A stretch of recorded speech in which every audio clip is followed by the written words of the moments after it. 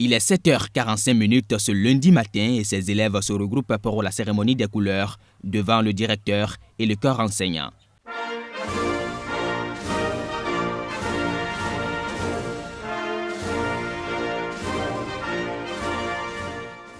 Nous sommes au collège des Sourds et Muets d'Akogbato dans le 12e arrondissement de Cotonou.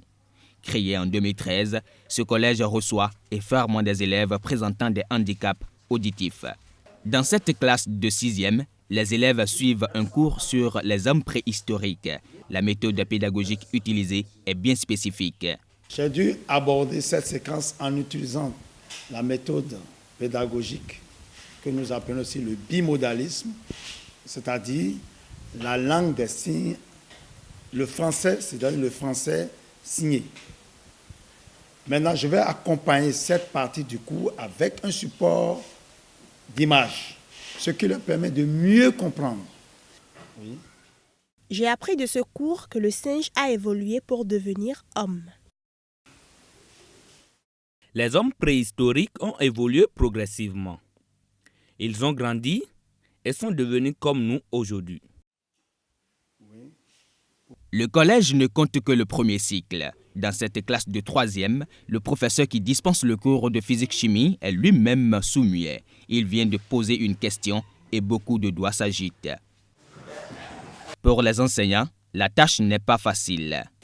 À chaque fois, il faut interpréter tout ce que tu dis.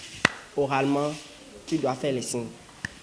Être enseignant, c'est aimer son travail. Sinon, pour dire grosso modo, c'est la passion.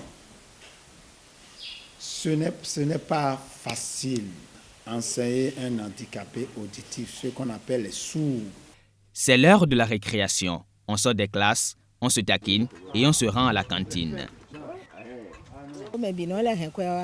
Il y en a parmi ces élèves qui n'ont pas d'argent pour manger, mais nous sommes obligés de leur servir le repas. Ils sont comme nos propres enfants.